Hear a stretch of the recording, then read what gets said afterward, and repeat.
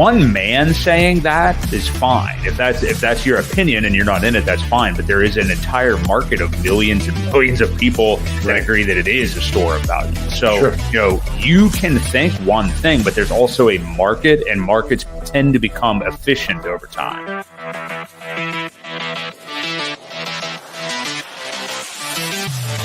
We do know that you will always get paid in Hex on a daily basis. And that is truly the miracle that we call Hex, because it is trustless interest, trustless yield. Nothing will stop that contract from running.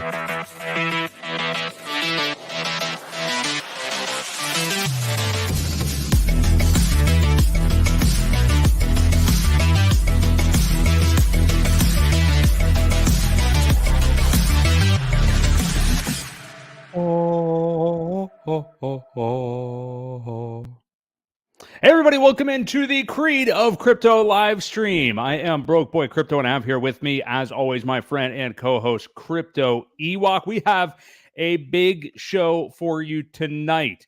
What is the thumbnail? I forgot what it is already. We're talking about where are we headed? Is the top already in for this crypto market in 2024? Has Bitcoin topped for the year? Are we going to go above it? Because shit just seems not fun right now. Stuff isn't fun. We're seeing prices come down on everything. Obviously, people within the PulseChain ecosystem are not exactly happy right now. It depends on who you are. Some people are just fine, but some people are upset. But that's kind of going, reverberating out throughout crypto. Just Bitcoin, Ethereum continues to kind of bleed against BTC. So we're going to talk about a lot of those emotions tonight. We got a poll question in there for you. What BTC scenario do you prefer for this bull market? And we're going to expound on this a little bit and kind of fill in the blanks on like what we mean by some of these options. But do you think that we've topped? What scenario do you prefer?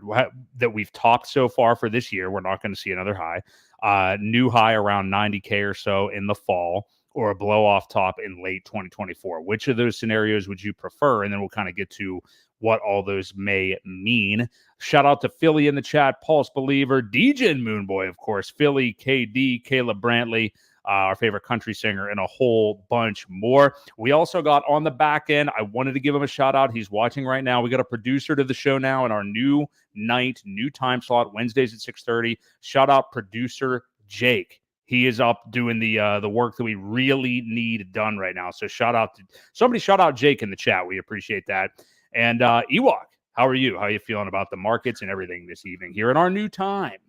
Oh, new time, new place, same bat channel though. Doing good, man. It's Wednesday, back in the. I always kind of preferred Wednesday more than middle of the week. We would get a little bit more news to work with. Rather than Tuesdays. And it's boring. It's boring. It's going to be boring. We got to get used to it, guys. This is accumulation time. And if you're not accumulating, I don't know what to say. Like if you're not using these prices of just sideways movement to fill up your bags, I know it sucks. It's hard to do at this point because you're not seeing anything happen. But there are so many people that are getting shaken out, and they are losing their buying power. They're not going to be able to hurt the price later. So, only the steadfast will survive here, and got to be one of them, or you're going to get left behind too. So, yeah. Otherwise, good, man. It's still daylight out. We started a little earlier. Reflection hit me, yeah. Yeah, and you're so right. Like whenever everybody you scroll through Twitter and like look at everybody pissed off about the prices, it's like, well, hey, don't blame me. I mean, I've just been sitting here accumulating now for however many years. We're just sitting here in the bear/bull market, accumulating, holding, not selling anything, and waiting for things to move along just like everybody else. And we have a YouTube channel. That's one thing I have to say. Like I don't get like upset, I guess, too often, but and you and I certainly don't by any stretch do the most for like the PulseChain ecosystem or anything to do with crypto. There's people that do eons beyond what we do. But, at least we are here every week. We show up. We have a channel. Some people you see on Twitter are just bitching and complaining all the time and really offer absolutely nothing at all. So sure, keep that in mind. Like maybe do something about it, Yep. So. I mean, we do what we can. We talk about it. We bring the news to people. There's always something happening that we can try and find and give you a little bit of news on it and share what we know about it. I mean, this started out as a channel for more novice crypto people, and I know a lot of the people in the chat have grown leaps and bounds. So it's pretty cool to see that too, to see them come along the journey that we've been on and grow along with us. So. Yeah, totally agree. Let's hop into where we're at with the main market right now, because it is, and there goes the camera again for some reason. I'll fix that in a minute. But with the market right now, so BTC, we had forgot to even say this, but the having has actually happened now. So that has officially occurred anyway. And to really to no one's notice. I mean, it just kind of happens and you move on. So that has occurred. I was just going to pull up the prices. We have BTC sitting here at a little bit of a dip today, 64.2K. ETH, maybe holding its own on this dip a little bit, but it's still been bleeding against BTC. It's at 3150 or so right now. As far as where we sit there, it's still kind of consolidating in the range that it's been in, is BTC.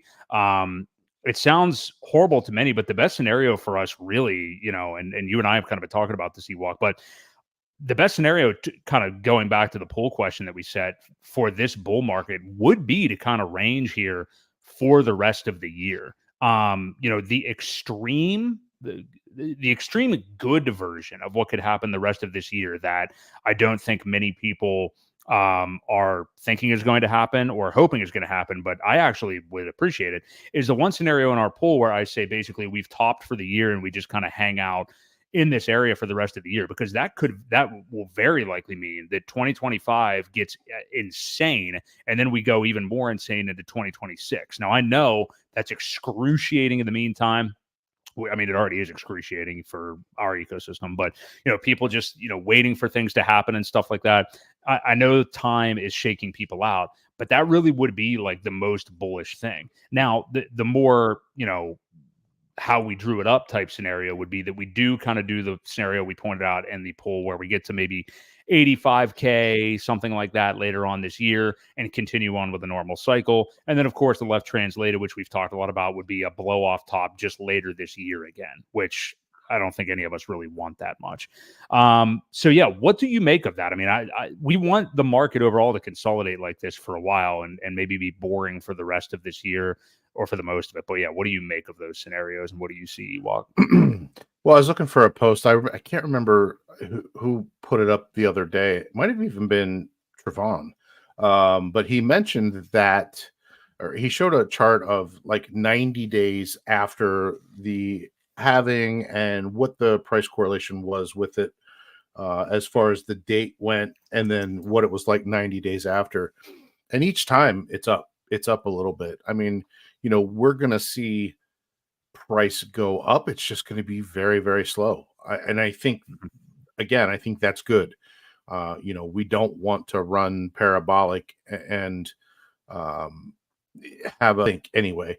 It could do what it did in, what was that, 2021, where, it did top out in April. And then we had a double top in November. So, that is a possible scenario, but we've got the rest of this year to just kind of slowly grow. The supply shock is basically what's happening because the halving, and there's not as much hitting the market, but you realize going from 12 BTC down to 6 was considerably a lot more than 6 down to 3. So, I think it's going to be a little bit more gradual. I don't think the supply shock is going to hit as hard because of that. I mean, there's obviously it's worth a lot more than what it was then, but it's truly the amount of Bitcoin that's actually hitting the markets from the miners. And, it's not decreasing by that much. So, yeah, I mean, it's just I think we just consolidate here throughout the rest of the year. We're going to have a few pullbacks too. It has to be in order to stay healthy. But yeah, I mean, that's kind of the way I see it playing out.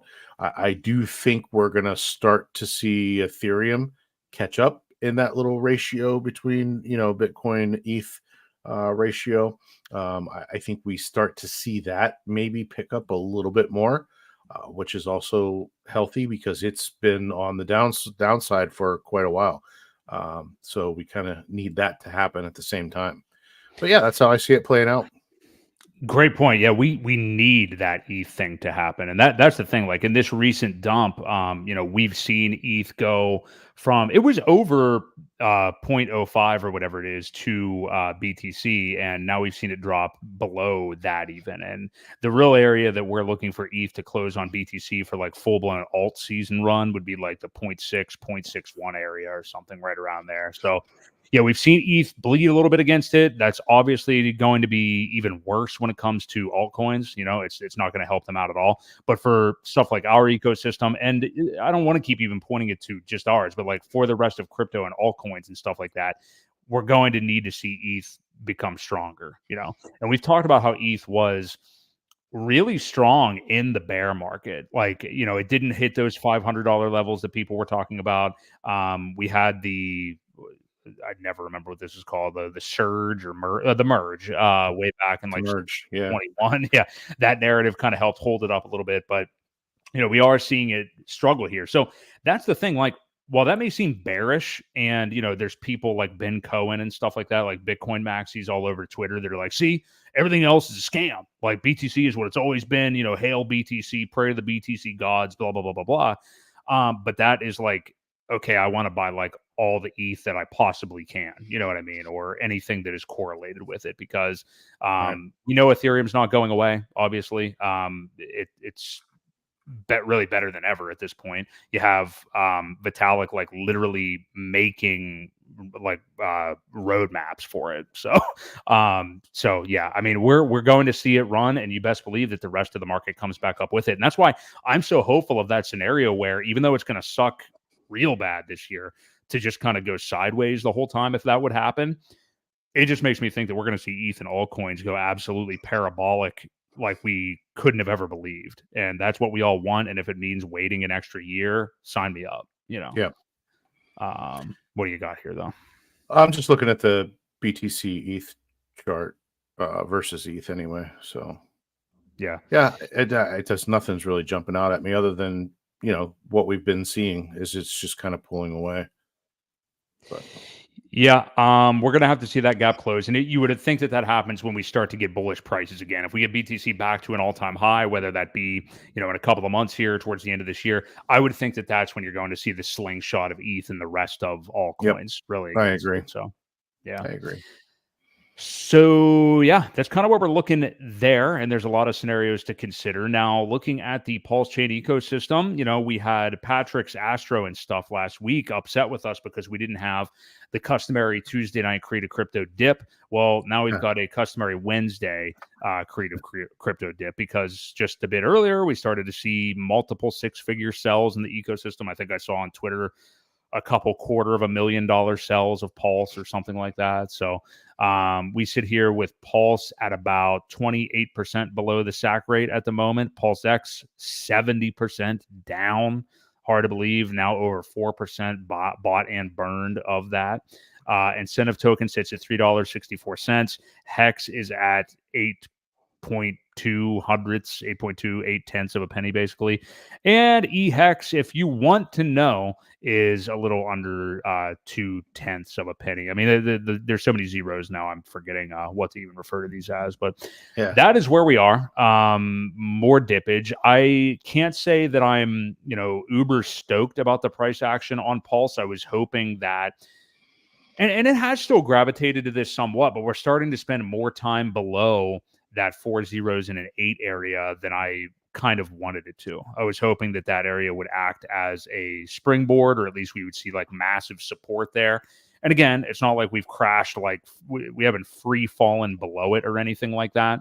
But I would have liked to see it kind of stick to there even more. So what do you? Oh yeah, so we're coming up on the 1 year anniversary here. Yeah, and everybody that'll be an interesting days. thing. Well, that'll be an interesting thing to talk about here too. The whole 50 weeks to shake out the weak hands thing, and do people rely on that too much? And is that narrative real, or is some magical thing going to come happen the minute that we hit that?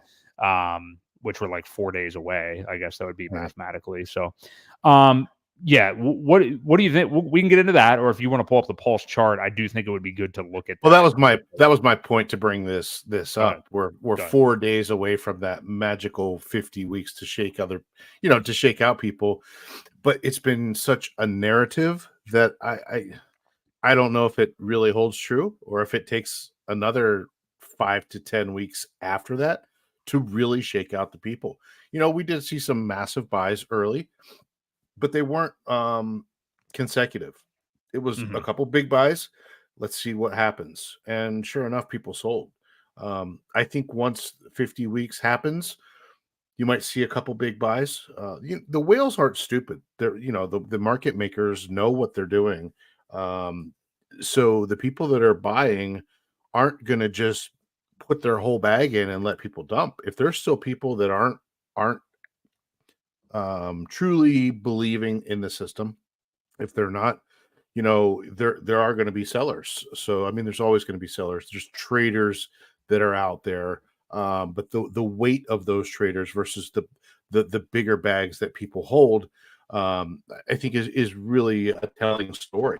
And people that have money know how to play the markets. So I think you're going to see, probably with 10 days left, or maybe even right on the anniversary, you're going to see some buys as just let's dip our toes in and see what happens. Are people ready, to let this thing run, or are they still lettuce hands and going to sell? So that will be the telling tale once that starts to happen. So yeah, I mean, we can look at the chart, but I just wanted to bring that up. And I don't really.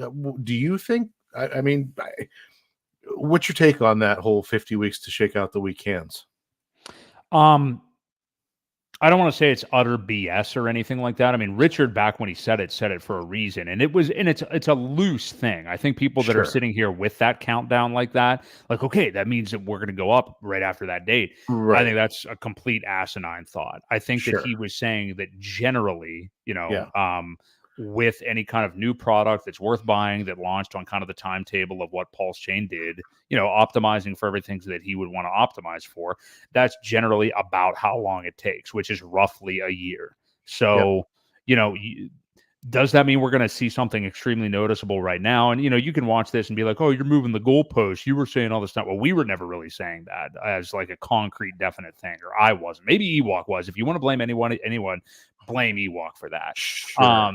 But when it comes to, looking at these things in perspective, I think if you wait, till mid 2020, like another year from now, end of the bull market, basically, you may see that these were about the worst times, or this was like pretty much the last dip after that, and we started moving up after there. So it's a generalization. So I don't think anybody should be married to that. And, the people that are married to it and are going to be really upset when we don't go up only in like 4 days aren't really people who like probably have all, millions and millions, tons invested in the ecosystem, I should say. Sure. So anyway, taking a look at the chart, I mean, what are you kind of seeing here? Because it's not pretty over the last few weeks. I mean, we've been coming down the whole, and a good perspective. I think you sent me a tweet from somebody the other day, Ewok, or I don't know where I saw it, but multiple people are saying, hey, keep in mind the whole market has been dumping. So it isn't just PulseChain. Right. So keep that in mind. But, to see us come below that 4 zeros and an 8 number and be where we are right now, we're at 4072. After old Nick Cherry sold a couple of weeks ago. There was one crazy wick down. I would like to see us gravitate up towards that price. So what are you kind of seeing here? And do you think we might just be slowly moving at this range for a while? Well, it's funny because this blue line that I drew a couple of weeks ago, and I said, that was kind of my target drop area. And I thought we would chop around in there a little bit, but I thought it would bounce off. It's doing kind of the opposite of what I thought. It's turned into resistance now, because it hit it here, and then it hit it here, and then went down again. So, we've had 3 tests of that 8.5 line, and it just decided that was it. So, it could actually go, I hate to say this, but it probably could go, because it seems to be a little exhausted right now. I think our next level is down here around 6.5. Well, that's about Where where the wick went. That's where the Nick wick went the day that he sold. It went right around there. So sorry to yeah, interrupt you, but it's not that's okay. It's not showing on this chart. I think I'm on the USDC price, which honestly, that's probably not the best chart to be using. They're very similar, but we want it. Well, I mean, I guess you got to kind of tie it to something. So it's fine. I mean, either we're getting the either way, picture, but yeah. yeah, you get the picture. I mean, like I said, I think these levels down in here, where the last time there was some support or resistance, was right around this 6.5 area. So it Mhm. could test down there if we don't get some buyers to step in soon. We could find ourselves down here a little bit. And again, I perfectly fine. The one thing I would recommend, though, be careful if you've got any loans out there that you're not, you know, as this thing creeps down, don't forget your collateralization ratio that, you might either want to pay a little bit off, or add a little bit more pulse to increase uh, your collateral. So just keep that in mind, because this could dip again before we really do start to go up. But again, that's okay. This is healthy as long as it stays, I think, within this zone, between the line that I drew and the current price, maybe a little bit lower. Like I said, even 6.5, 6.8, somewhere there. As long as it chops around in there and goes sideways, again, accumulation is the best way to handle this right now. So. Yeah. I think so too. Yeah, not necessarily fun to be down here right now, but it is what it is, and it's one of those things where, like, I know it gets extremely frustrating, but when you zoom out and think about, a good practice for anybody would be like watch our streams with Frank Molina, or frankly anybody who has streamed with Frank Molina. We have twice. He is somebody that can help you with perspective a whole bunch, and kind of zooming out.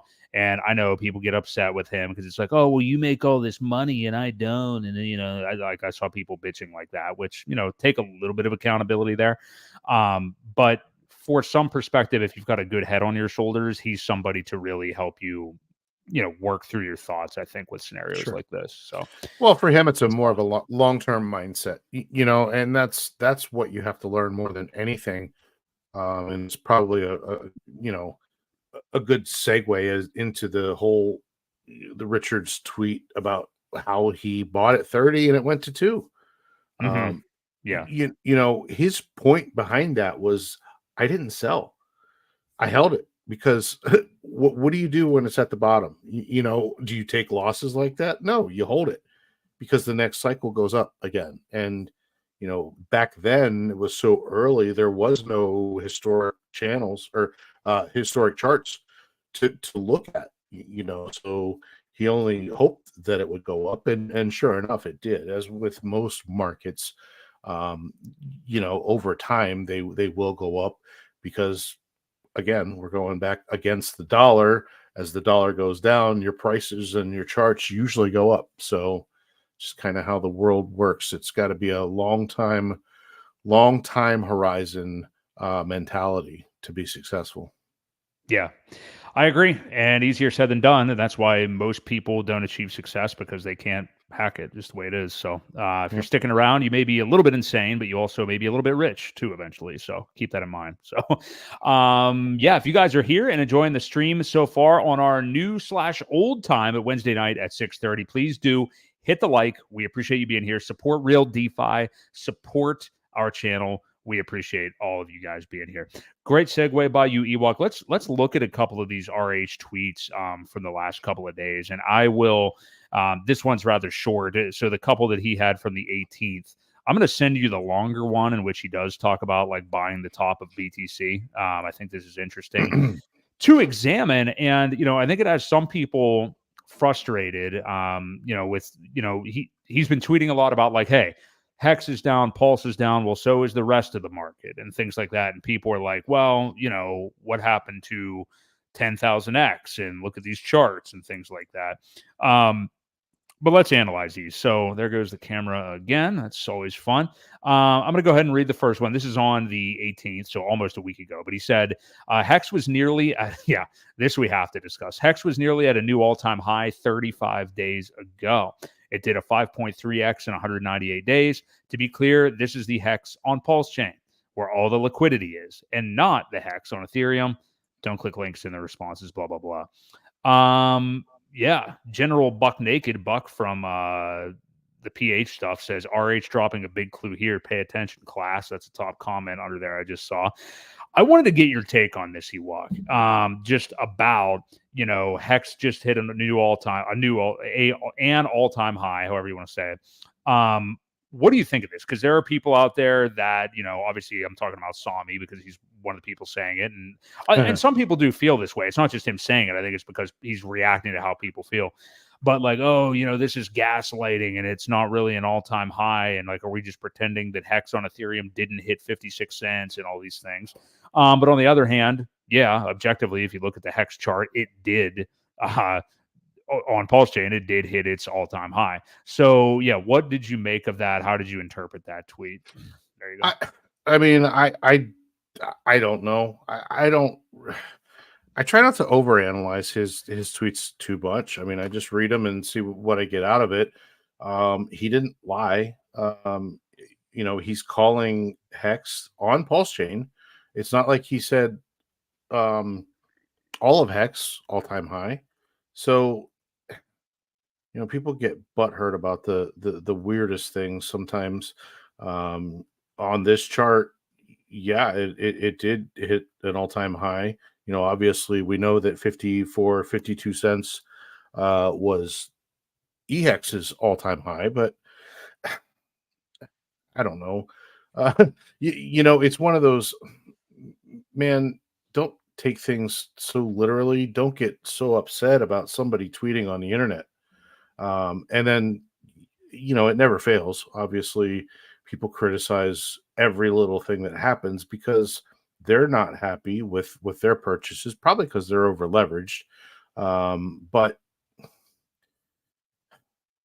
it's the toxic playground, man. That's kind of what I get out of it. It's just, I don't know. It's hard to fault people as well. I'm kind of on both sides because, yeah, it's not anywhere near all-time high. We're all down pretty heavily, right? But at the same time, he didn't say anything that wasn't true. It's all interpretation. It's kind of like the the market decided, right. And then blaming him because he fudded it. He didn't really fud it. He just gave an observation.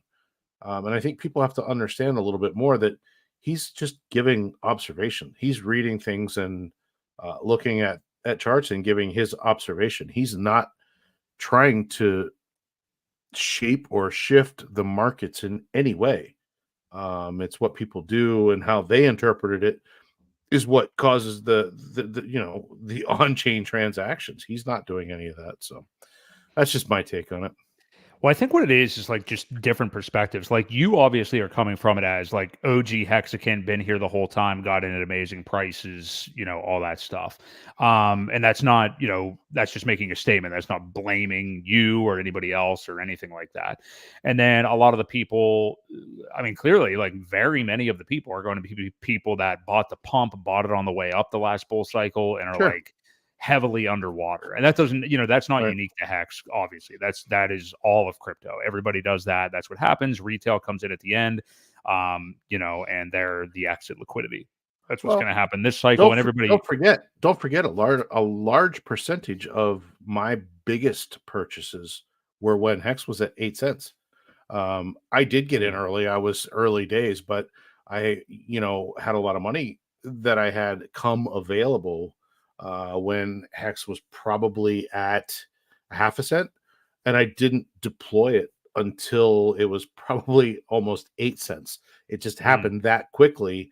So a lot of mine is underwater too. So I get it. Yes, I did get in early. I was here and buying up some of those early low. I did buy on day 33, which was the lowest day as well. But the majority of my capital that was put in, came in a little bit higher. So sorry to cut you off, but well, no, I think that is, I'm glad you did mention that, because, that is perspective for some other people. I think everybody just looks at Crypto Coffee or Johnny Chaos or like some of these, famous people from the beginning as like, yeah, well, you're a lottery ticket winner and now you're just like spouting all this stuff now down the road or something like that.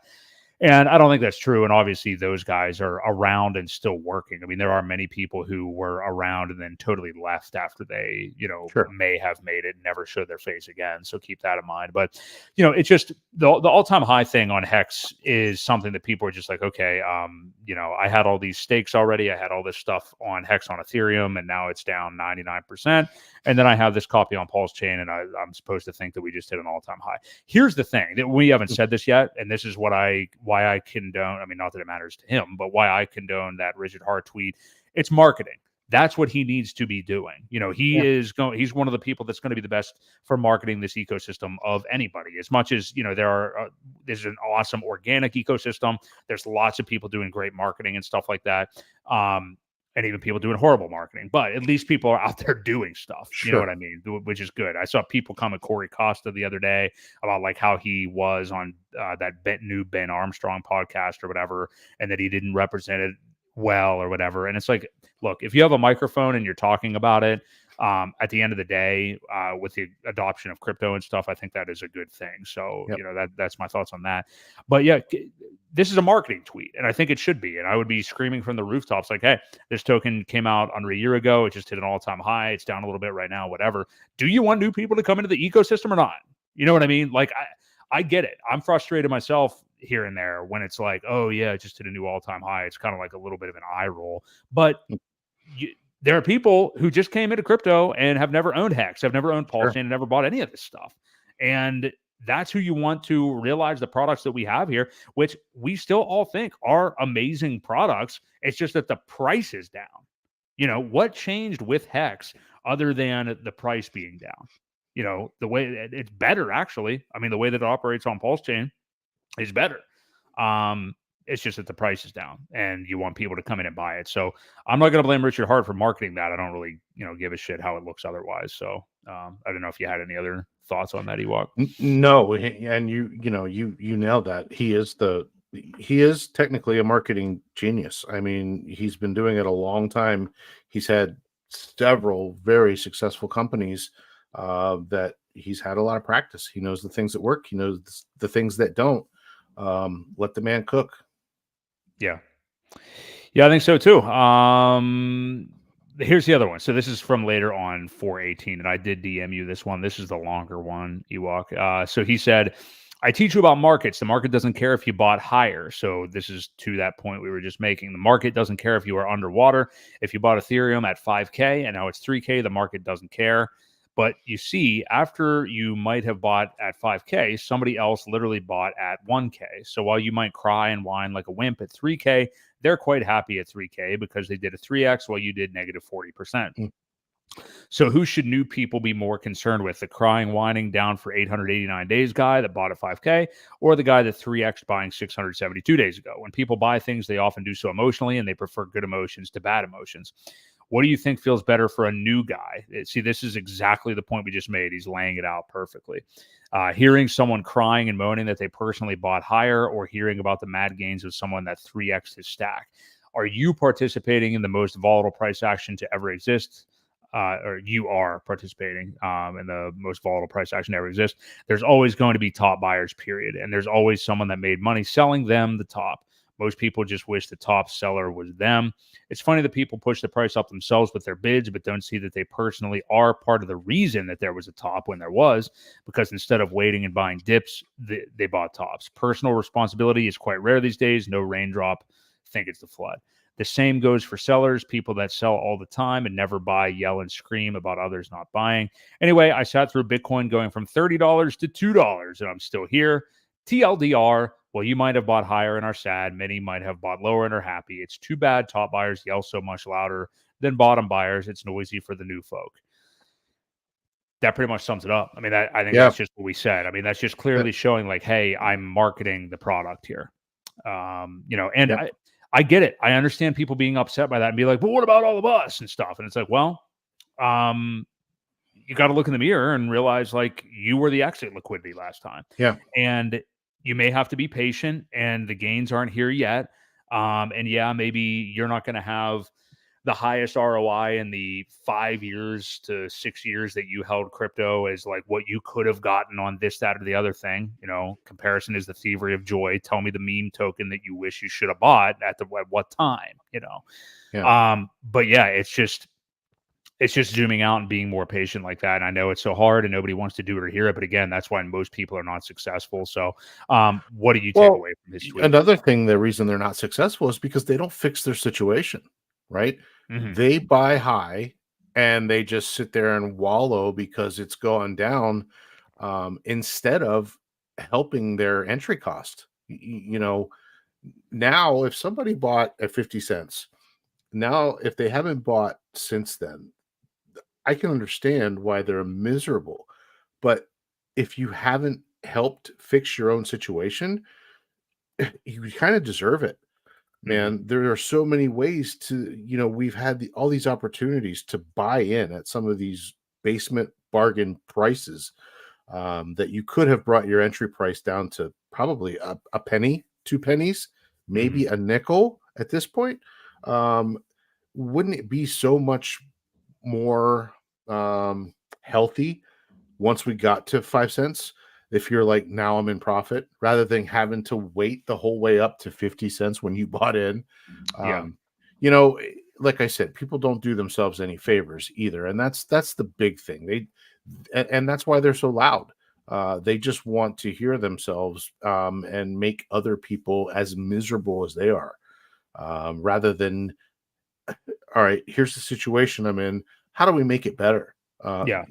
That's the goal, is to make your situation better rather than to just wallow in your misery. It just doesn't do anybody any good. That's my take on the whole thing. People just aren't helping themselves. I agree, and that is a huge thing. I mean, like, yeah, I wasn't even thinking of that. I mean, if you bought at 50 cents or whatever, and even hey, everybody's Even fallible. 40 doesn't matter. 40. Well, it's funny you say 40 because I was going to say Gary Woods has talked about that funding Jim. He did buy a hefty amount at the 40-cent range. Yeah. I did as well. I know I did. And yeah, if you never bought again since then, or maybe just sacked for Pulse and you're like, oh my God, it's been down only, and you haven't been buying all this time, you cannot reap the benefits of any Pulse pump that we would get. Like, No. I'm happy. I bought the lows on PulseChain. No, it wasn't like, oh, the perfect timed. I happen to have hundreds of thousands of dollars and I put it all in at that, whatever, 4 zeros and a 3 number or whatever it was. Right. But I DCA'd it. I've DCA'd everywhere down here for the entire year. I know some of our friends in the chat have done the same thing as well. And, there were times where you felt like you were catching a falling knife. Now that we're in more of a bull market, you feel like I'm buying the dip actually, which is good. Yeah. But yeah, you're right. I mean, if you haven't been buying all this time, you cannot improve your situation. That's what everybody does is they buy the top like that. They suffer. Then they want to give up and they don't come back to the market. You have to actually, if you have the conviction in this ecosystem, I can't make you have that. Nobody can. But if you do, you have to improve your situation by doubling down and buying more. Yep. And Ewok, the power. Talk about the power of this. And you've given some examples before. I've heard Crypto Coffee do it before. When you're DCAing down, how powerful that is. You're like doubling, tripling your token and like really bringing down your cost basis when you're making those buys at the bottom. Like, I think some people don't realize how effective that can be. Well, the math is crazy. Like, you would think, all right, if I bought $1,000 when it was 50 cents, and then I bought $1,000 when it was a penny, most people would think it averages out to be 25 cents, right? Just that's the common math conception that you Right. would have. It's not the case. It actually brings it down to, I believe it's 8 or 9 cents, as your average buy-in, because of the great number, the greater number that you actually get at a penny. It really brings down that average considerably more than just half. So Yeah. yeah, Yeah. it does. And then, if you continue to buy at those prices, if you double it again, well, it doesn't just cut that 9.5 either. It brings it down probably in the 2-3 cent range rather than 4.5 or 5 cents. So each time you double down at a lower price, it's definitely going to help your average buy-in price. And I think that's why we see so many toxic people on X. I don't think Mhm. they've done anything to better their situation. They just want to be around to make everybody miserable because, well, as long as I'm not putting any more money into this, but they're going to be so very unhappy when it goes higher, and they could have. Yeah, I'm totally with you. Yeah, it's just a character thing. It's like, are you gonna be brave enough to DCA down here when things aren't going bad, or not? Or what are you Yep. gonna do instead? We I know people make fun of Silvertooth on Twitter occasionally. He's been all in on crypto, and I'm back, and here I come again. PulseChain, blah blah blah, and then he's left and Crypto 1, Silvertooth 0. I'm done with this industry. He's done that routine, much like Yeah. another person we were DMing about the other day, that has I've probably done a little bit more harm than Silvertooth to people. But there's just come in, come back, come in, come back. Hey guys, I'm back. Oh, Hex is the greatest thing since sliced bread. You know what? I'm leaving Twitter again. Yeah. It's just we see that, and now Silvertooth I think is in Litecoin at last check. I was just going to say the last I checked, he was all in on Litecoin. So Yeah. Well, hey, yeah. who knows? Good luck. I hope he does well, man. Well, I do too. Anybody in crypto, I hope they do well. I hope they learn that it's still a better system, even if it is Litecoin or Dogecoin or Ripple, if that's what you like, or anything. We all have our favorites, and that's what we're going to talk about. Obviously, we're not going to sit here and have a show on Ripple when neither one of us really hold any Ripple. So Right. it just doesn't make sense because we're not following that group. But I want everybody to succeed. That's kind of the goal of crypto, and eventually the idea is to have a community where our money doesn't really ever have to leave the crypto system, right?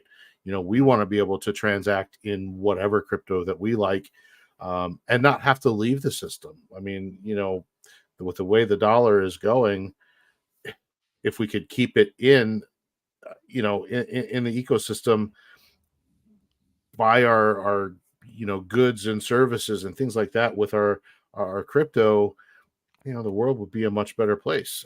I think, but just my 2 cents. Yeah.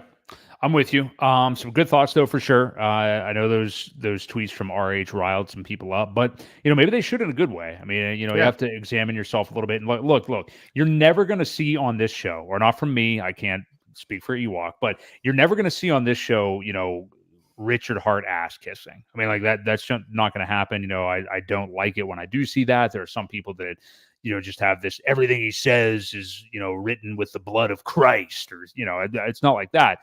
But I think you should examine what he's saying and realize that, there is a lot there. And he's simply saying, I think people actually should look at that second long tweet that he made as like let me help you understand my previous tweet a little bit more, like nicely, by saying that, it's advertising doesn't work if you're just like, oh, but my hex from a couple years ago is down 99% or whatever. I mean, who are you going to bring in with that?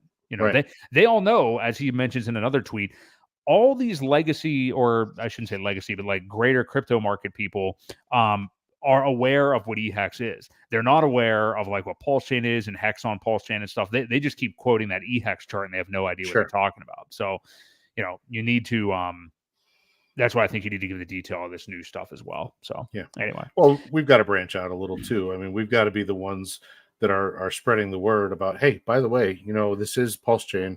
When you see things like that, and not attack these people because they're posting the wrong stuff or whatever. I think, you get more bees with honey than vinegar.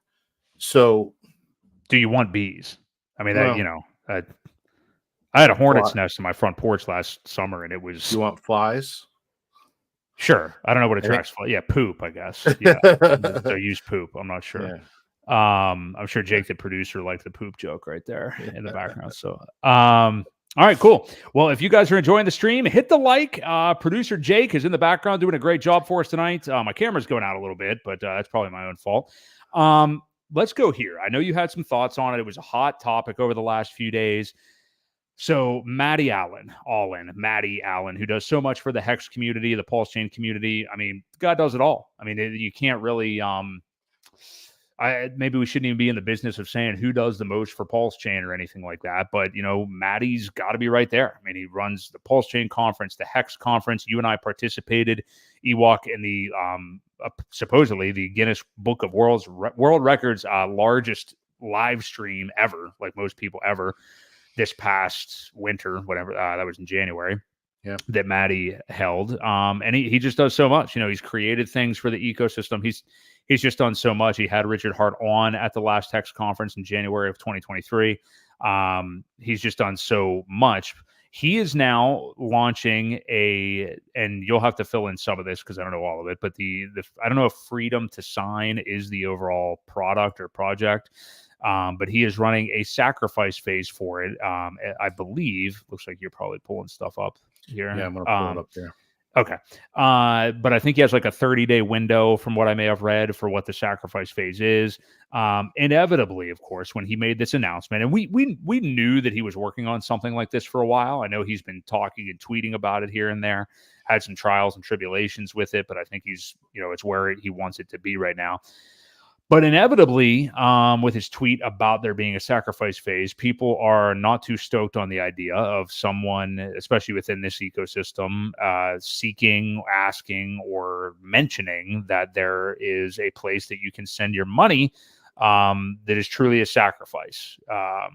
Obviously, people have a very bad taste in their mouth about sacrifices and throughout this ecosystem. And you could point to a million things. So you could point to the PulseChain sack, summer of 2021. The PulseX sacrifice was more towards like winter of 2021 going into 2022. Much more people sacrificed for PulseX.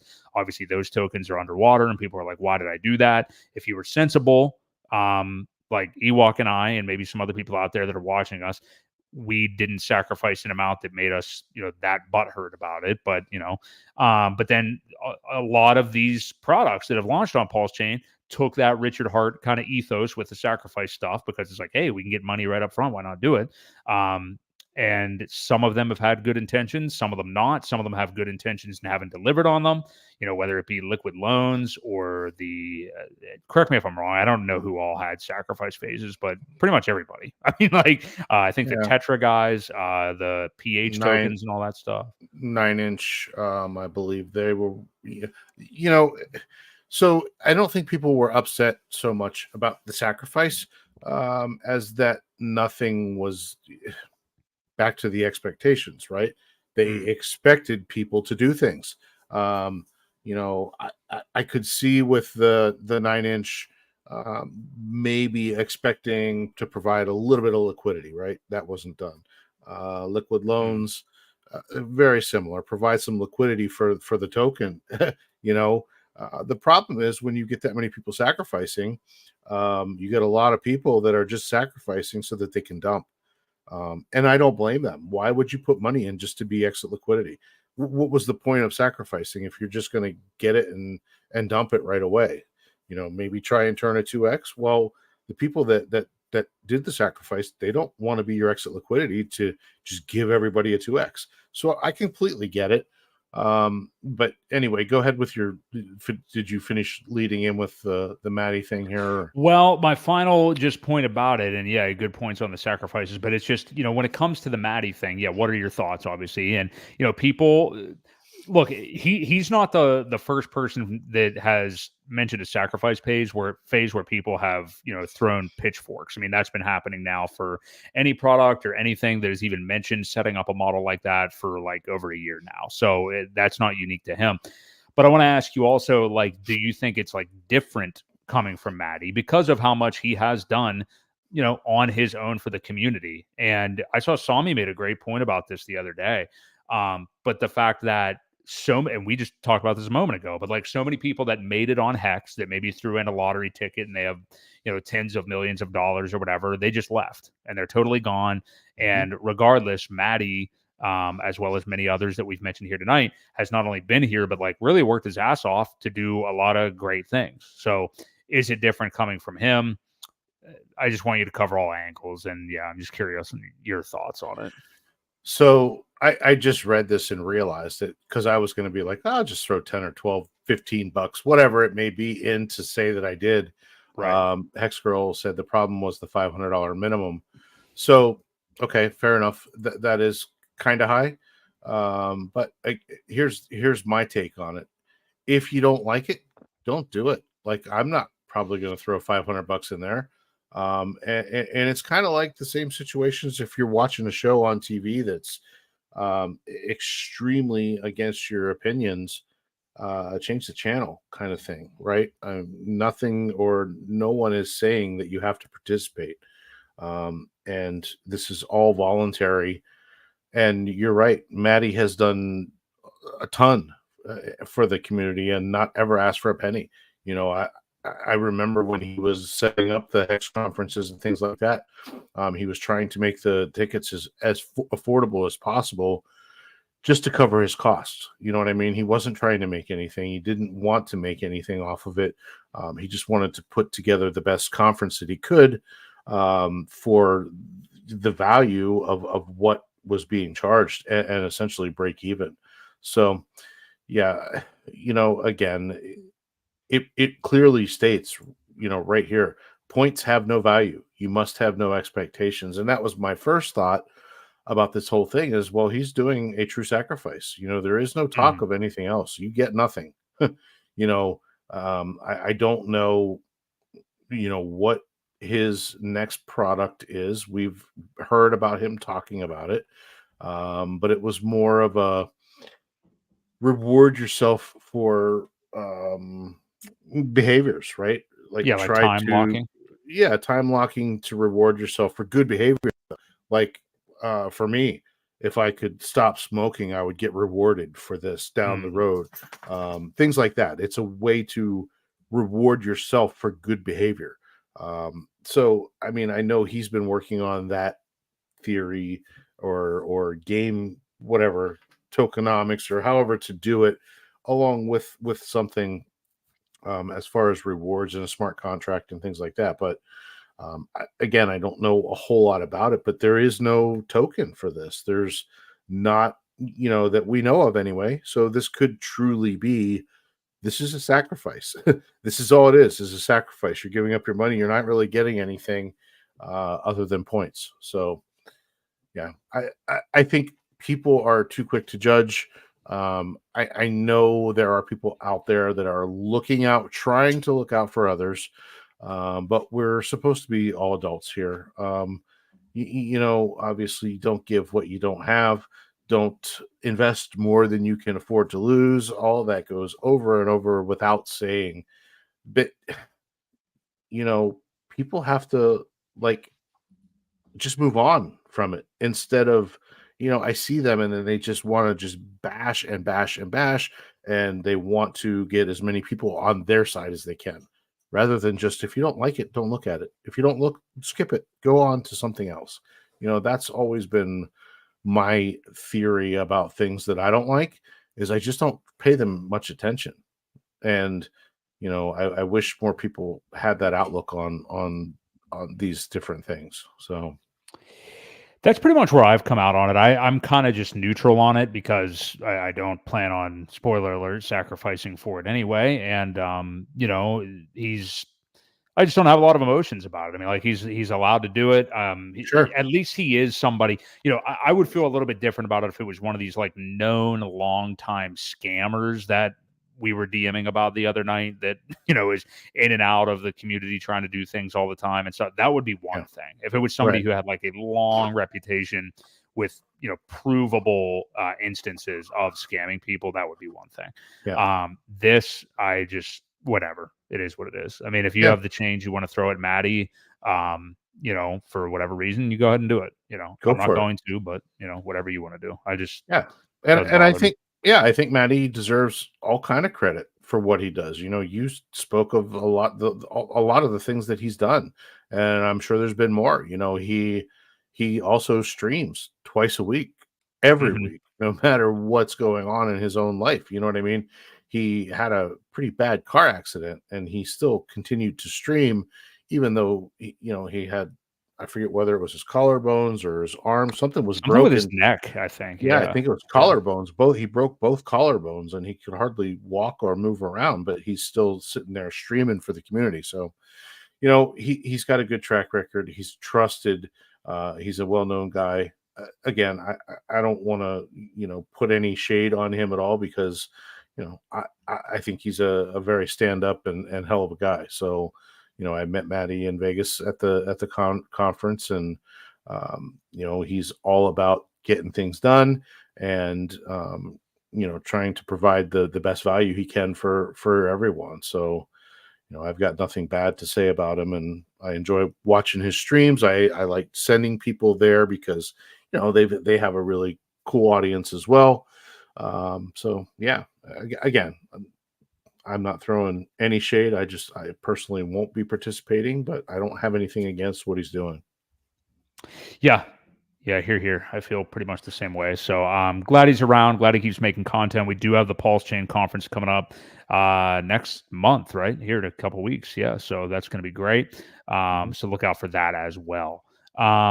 Let's look at this. We have a trifecta of SEC stories to cover here that are Yeah, fantastic because these guys are just absolutely continuing to be the guy out in the yard that's walking around and he steps on his own rake and the rake comes up, hits him in the face, or, whatever analogy, slipping on a banana peel, whatever it is. We got so many good things here. So it started a few days ago. I'm going to first talk about this, the two SEC lawyers resigning. So this one is from about April 20, well, Monday, at this point, that I saw it anyway. So from Bloomberg. Okay, so we don't really have to catch anybody up to speed here. The SEC has been, losing every crypto battle left and right, basically. Obviously, people within the PulseChain ecosystem are familiar with the SEC and their tactics. People within Ripple and the XRP token, who actually have defeated the SEC and then also defeated their appeal. The SEC is just losing to crypto left and right, losing credibility at every turn, essentially.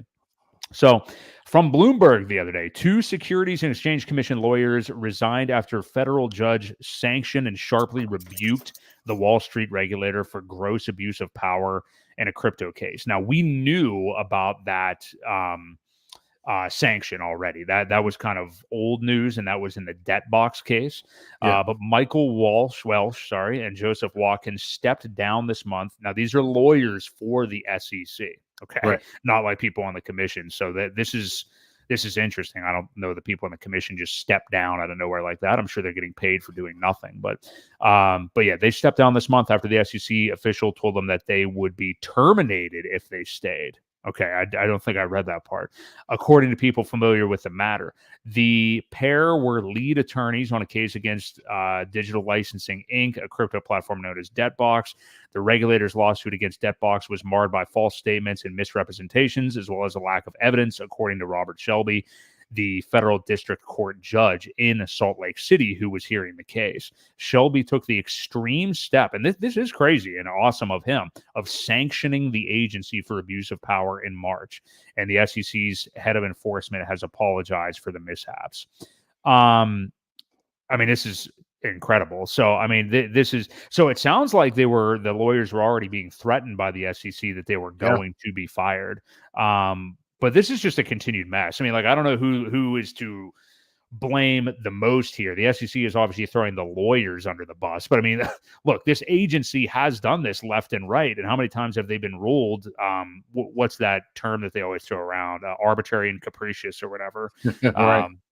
So yeah, what do you make of this? It's just another fantastic story about the corruption within this garbage agency. Well, and I don't know if you caught this part of it as well here, but also says in the conclusion, the commission is ordered to pay defendants and receivers attorney fees and legal costs arising from the TRO and the receiver. Mm. Defendants and receiver are ordered to file within 30 days petitions for fees, clearly setting forth their requests in accordance with the court's guidance. So, yeah, not only were they fired, but now it looks like the SEC is ordered to pay the defendants and receivers, attorneys' fees, and legal costs as far as this goes as well, because of their gross abuse of power. But yes, they were given the option to resign, or they could get fired. So I think they took the one that looks a little bit better on your resume. Dignity. Right. Well, better dignity too, and to just show that, like, they should show, like, screw the SEC. Like, we did a job for these people. And I mean, I don't think it's just the lawyer's fault that the judge called it a gross abuse of power. Sure. I mean, that has been the SEC trends, regardless of what lawyers are representing them, right? I mean, yeah. Attorneys from the commission, general counsel office likely committed another breach of their duty and candor to the court, which was mentioned here. It's just bad. Like, they just kind of really screwed it up because they think that they don't have to live up to the law, and unfortunately this time it came back to bite them, and I'm really glad it did, and I hope this kind of sets some precedent as to say, all right, guys, you better play by the rules here, because we're getting tired of this stuff. And obviously turning it back around onto the case that we have to deal with is, I hope it definitely has a little bit of precedent set, and the judges can further kind of govern the rules a little bit better, mhm. So. Well, yeah, and that's it. We've talked about this for months. The judges are all getting very familiar with this act from the SEC. I mean, there's not really, there's not really a way the judges can just lock themselves in in solitary confinement and, like, not watch the news or know what's happening with a case like this, especially, Right. like, it's going to be out there. There's no way to avoid that, Sure. so you will know that going in, and likely the judges are going to know far more about the SEC and the things that they've been doing than especially somebody like Richard Hart or what PulseChain is or anything. But even like Coinbase, I imagine they are even more familiar with what the SEC's been doing than even something like Coinbase. So they continue to just ruin their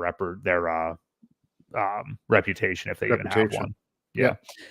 Now, you sent me this one the other day. Now, this is interesting, and this is one I was reading some of the comments, and it's one of those things where it's like, is this, when it comes to government, there's so many Republicans out there, like Tom Emmer and Warren Davidson in Ohio. Like, we've seen a lot of Republican, lawmakers and stuff like that are pro crypto, and we're going to do this and we're going to do that. And sometimes you're like, well, are they really? Is this just show? Are they just trying to garner votes? Like, what is this?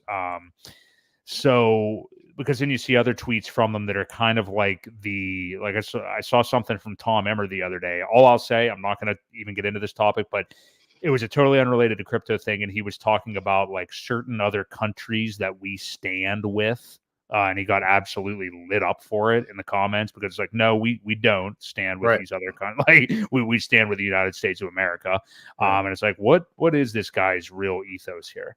But anyway, so this came from Crypto Geek on Twitter the other day. So, breaking: United States Congress likely to subpoena SEC chairman over possible investigation into SEC report, which found we're talking about Gary Gensler, may have purchased over 1.2 million XRP during the Ripple lawsuit. So House Republicans are threatening to subpoena Gary Gensler for this. Now, there's a lot of words there, like threatening to and subpoena, and where could this all go? And it's one thing after the other.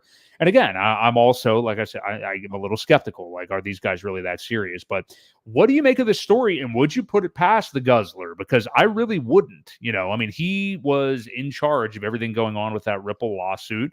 And we see this in our governments all the time. The Nancy Pelosi insider trading and stuff. He may know what the result of the lawsuit's going to be, and he's purchasing tokens during the dip or whatever. So what do you make of this story? What do you think our friend the guzzler's in trouble here?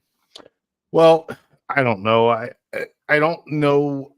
I shouldn't say without, certainty. There hasn't been any proof of him doing this yet. No. However, if he did, it just,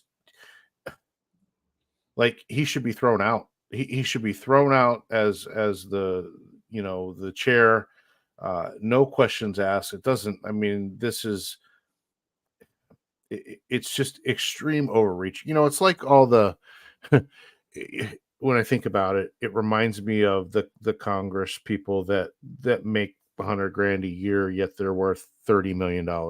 Yeah, like I said, Pelosi. Yep. Yeah, there's many of them that are in the same boat, but it just goes to show you how corrupt many of these people are that are not even elected officials. They're just placed in there. It wouldn't surprise me after seeing what we have seen with the reason they won't clarify anything. They won't give any kind of clarity for rulings so that we know how to follow what rules, what is a security, what isn't a security. Does the Howey test even really matter at this point? Yeah, I think it's just a total abuse of power, inside information. There could be so many things that could be thrown at him if this is found to be true. And yeah, if it doesn't justify an automatic disbar or whatever, I don't even know what the term would be, is just removal of office of the chair that he holds. It should happen immediately. The Scarlet Letter thing is interesting because there's actually also an aspiring member of the SEC, Hester, not Pryn Hester or Prine or whatever, Hester but Pierce. Pierce. Yeah, I always think it's the Scarlet Letter girl. But yeah, could she take over? I don't know. But yeah, we this is unsubstantiated. We don't know. Again, my bigger thing is also like we know Gensler is a sham and actively trying to hurt the industry and all that stuff. We know that. That's not up for debate. What I'm thinking about is, are these Republican lawmakers actually serious about this, or is it just kind of like, we'll kind of throw a limp dick thing out there, like we're going to do this and just kind of posture so people support us. I don't know.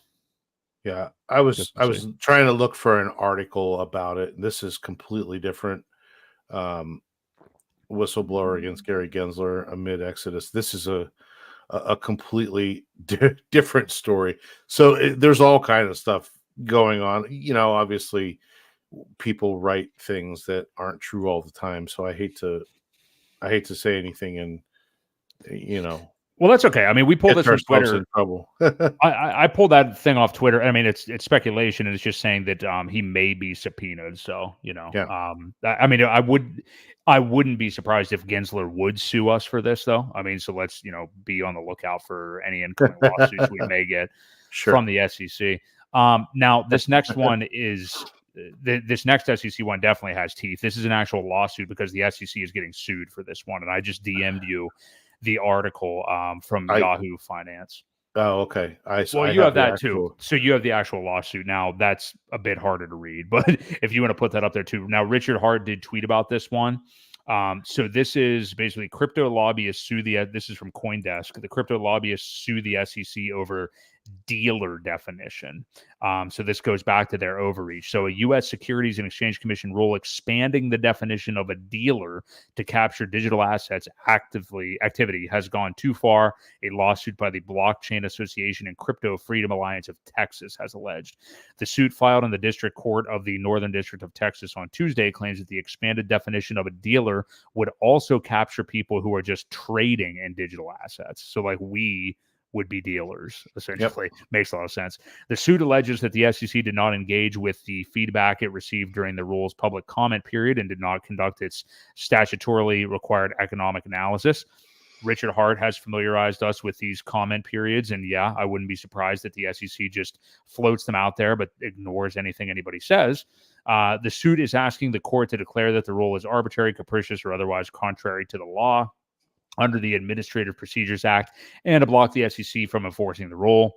Because of the rule's exclusive focus on post hoc effects of trading, the new definition of dealer will potentially sweep in all manner of digital asset market participants, including users who merely participate in digital asset liquidity pools, the suit said. The definition of a dealer specifically excludes persons buying or selling securities for their own accounts the suits noted, highlighting the difference between a dealer and a trader, which are clearly two different things. So yeah, they're getting sued. This is another in a long line of suits that are against them. The last thing here just says the commission undertakes rulemaking. The SEC says the commission undertakes rulemaking consistent with its authorities and laws governing the administrative process, and will vigorously defend the final dealer rules in court. That's just not true. But yeah, well, what do you make of this? This seems like a good one, and we'll have to follow along with this one. But I'm glad to see people actually going on the offensive against the SEC. That's what we need to see happen, because it's always them doing the suing. Right. Yep. It's good to see that the tables are turning. People are educating themselves, and yeah, they want clarity too. And I think that's all that this really is they want clarity. They want them to give better definitions, make decisions that are clear, without a whole bunch of arbitrary, well, this is, well, we can't really call it this because it could be that. And, no, it doesn't work that way. You need to decide so that people can stop getting in trouble. People can follow your rules if you want to make rules, and go from there. I didn't get a chance to go through this entire document. I started reading it a little bit, and I'm like, holy crap, it's like 60 pages long. But yeah, no, I'm glad. I'm really glad that people are going after them. For so long, nobody really wanted to fight back. It was kind of just wait your turn and, oh shit, pay a fine. You know what I mean? Right. Yeah. Now you're seeing, all right, well, let's go. Here we go. We've got a team of lawyers, and this hopefully isn't going to work so good for you this time. So, I'm happy to see this. I would love to see more of them, more than they know what to do with. And, you got to start somewhere. It's almost like a revolution of sorts, that we've got to get them to make some sort of decision, so that, again, we need clarity, and they just haven't been giving that, and it's not right. You can't enforce rules without clarity. So yeah, I'm very happy to see this. Yeah, totally agree. Just another 3 potential big stories there with the SEC. So we'll continue to monitor it. I mean, we look at it through PulseChain colored glasses, of course, but these are all positives for the Richard Hart case. You know what I mean? Anything like this that happens are going to be positives for him. Especially the one with the two lawyers resigning, and just the continuation of that story from that judge in, I think it was Utah, calling them I already forget what he said, but the stern rules, like just complete overreach, basically. Yeah. I think that is super, super bullish. The more that judges are finding that and saying those things that outwardly, the better, for sure. So yeah, and I wonder how much of that will be used in or by even Richard's lawyers, for that matter. I'm sure the judges are aware of it, and I'm sure in court it wouldn't hurt to kind of throw in some of these comments, and just to see how it goes from I don't know, see what kind of response it gets from the judges anyway. Yep, I totally agree. We're just about getting ready to wrap up here. Let's finish off with this light, easy one here, and I'll let you kind of take the reins, Ewok, because I think you know more about it than I do. But another potential airdrop that you didn't have to, I don't believe, sacrifice for or anything like that, but it was an airdrop for something that you may have used for being involved with Hex. But that is the Safe token that I believe it had to do with the Staker app, which is now the app, I think, is essentially defunct, but I think there is actually a website now, or like a web-based version of it. Ewok, I know you had a bit of a mishap with it, that you were going to get those tokens. Again, it's called the Safe token. I think OX Steph from Staker app was kind of in charge of all that.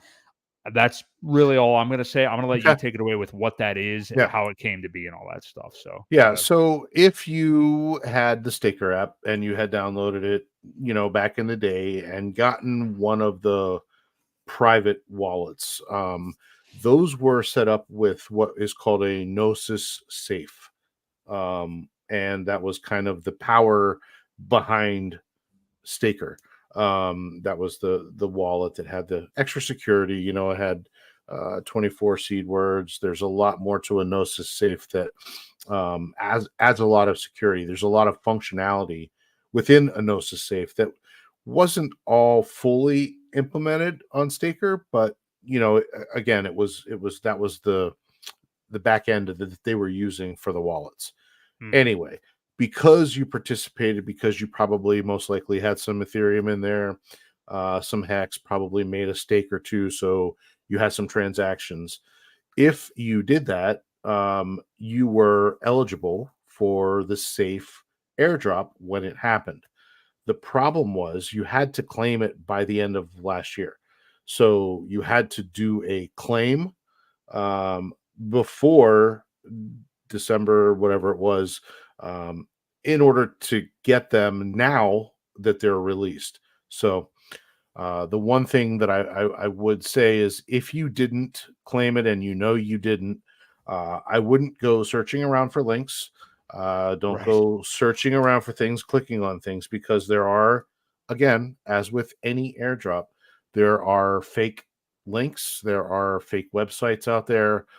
They get you to put your seed words in, and they're wiping people out. So just be extremely careful. You're gonna know if you claimed it or not.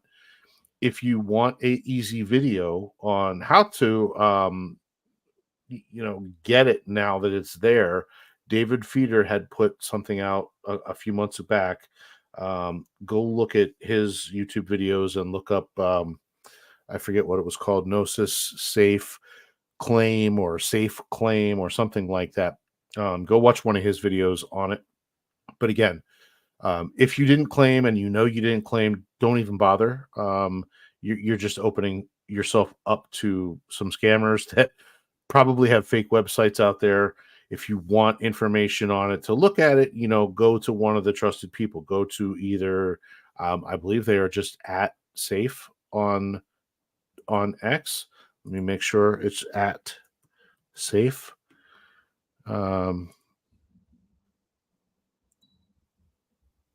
Safe Moon? I don't think it's that. No, it's not Safe Moon. USDA food safety. Maybe not. Well, I mean, I'm sure if you go to OX Steph, I mean, you'll be able to find, anything you need. It is at Safe. I don't know why it didn't come up when I searched it, but that is their. I just found it. Yeah, you're right. It is just at Safe. Yeah, I think it's because there's so many safe. Right. Twitter, so many things popped up in front of it. So, their website is safe.global. But get any information from them or from somebody trusted like Steph, who has some information out there about it as well. Again, you're going to know if you claimed before last year was over, and if you didn't claim, you're not eligible for it. But, the big takeaway from this is how many airdrops we've seen and how many firsts that the Hexicans were a part of. Man, back in the early day, we kind of reinvigorated MetaMask, right? From there, we were one of the very first people to use Uniswap. We had over 40% of the volume for the first 5-6 months that Uniswap was out. We made them popular, and we got airdrops because of it. We were one of the first groups of people to use ZK rollups. I forget what the wallet was. It was not Atomic Wallet, but there was a wallet that did like 60,000 wallets got a sprinkling of Hex using ZK rollups. It was one of the first ones to do it and use it. We got that airdrop. We got, what did we get? Pulse Doge or Pulse, I was going to say that. I was actually going to say that. Pulse Doge, we all got that airdrop. We all got an airdrop of Texan token. We got stuff for sacrificing. We got the weight token. We got there's been so many things that we've been a part of And it's pretty cool. If you just pay attention, there's always going to be rewards. You get Hedron for staking Hex. You get Icosa for staking Hedron. So there's just things that build on top of it. And, it's been a pretty cool ride to get all these airdrops. And it was one of the injection points in Hex's price whenever the Uniswap airdrop came out, because so many people got it, sold it, boom, bought Hex. And the price really reflected in the Hex chart, along with, it did hurt the Uniswap price as well at the same time, but, it recovered. I forget, most of us got $3,000 to $6,000 worth of Uniswap at that point. So all of those free airdrops coming into Hex is it'd be nice to think that this safe airdrop would, a lot of the stakers would put it in there, but things are a little different now, and we've got a lot of other things to spread your money around with. So unfortunately, I don't know that we'll really see a increase in price because of this. I don't know how many people will actually claim it, but just again, the moral of the story is be safe. Don't click on anything you don't know, and if you didn't claim it, don't even bother going in to try it. You're just going to get yourself in trouble clicking on something you really shouldn't click on. Right. Yeah, I mean, it is cool though. I mean, yeah, you're right. We've had so many different airdrops and stuff like that for this ecosystem, just continuously. Really cool. So yeah. Communis, I mean, that wasn't necessarily an airdrop, I guess. I don't think ever, but I mean, yeah, if you had existing Hex stakes, you could mint that and stuff. Yeah. So yeah, lots of stuff out there. So good stuff. Appreciate that from you, Ewok. And I guess we just finish up by checking back with our poll. So, and I think maybe some people don't realize what the first option would eventually mean. But so what BTC scenario would you prefer for this bull market that we've already topped for 2024? 11% only are choosing that. New high around 90K in the fall, 56%. So the majority of people want that. That would be basically the normal right translated cycle option. And then finally 33% selected blow off top in late 2024, which would be like the final, final. It's crazy, but final already because it would be a left translated cycle. Yeah, it would be, that would be unique, and so would the first option of that we've already topped for the year. So I mean, we will see. I think that would be super interesting if we got that, but not a lot of people are betting on it or apparently even wanting it to happen. So that's where we're at. We continue to kind of march on in this market. I mean, we've seen some good things this year. It's really hard to do this, I know, but zooming out and trying to just see that like we are at least in like dip buying mode now, not like I'm catching a falling knife mode, as far as this market goes. So yeah. Any final thoughts from you, Ewok? Yeah, likewise. I'm just happy to see a nice consolidation sideways rather than, like you said, a bunch of just falling knives. I think we're getting to that point where we are washing people out. Needed to happen. Needed to get rid of them now. Otherwise, it would have been a very long road ahead of us. But we're almost there. And I really think, within a few weeks, you're going to see a difference in price. You're going to start to see sentiment change, kind of like I said, with the 90 days after having, things do turn around, and you're going to see the overall sentiment, even though it's not going to be crazy parabolic stuff, you're going to see slow increases to the point where you look back and you're like, holy crap, we're up $10,000. And it didn't really feel like it. It just kind of crept up there on a little slow trajectory. And I think that's kind of the way, the majority of the rest of the year is going to play out for a lot of things. And then next year is when it really happens. But again, right now, if you're not loading up your bags and catching some of these prices that we may never get back to again, it's your own fault. And I can't help you any more than that. Yep. Agree with you. Appreciate that, Nicholas Carte, sorry, best weekly crypto show. We appreciate that. We do this every Wednesday night at 6:30 Eastern PM time. I don't know why I said that way. But yeah, terrific show. Shout out producer Jake for producing the show tonight. He did a great job. We have got appreciate all you guys too. DJ and Moonboy, of course, Rocket, Hex Girl, who else we have? Not a super diverse chat tonight, but that's okay. We're not the diversity police here. Whatever you happen to be is fine with us. Yo Mackie, KD, Ben, Philly earlier in the show, Pulse Believer. We appreciate all you guys. But yeah, great show indeed. And yeah, we're going to be back here next Wednesday, 6:30 p.m. Eastern Standard Time.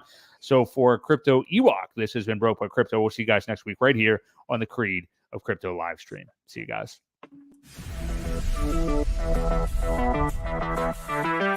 Thank you.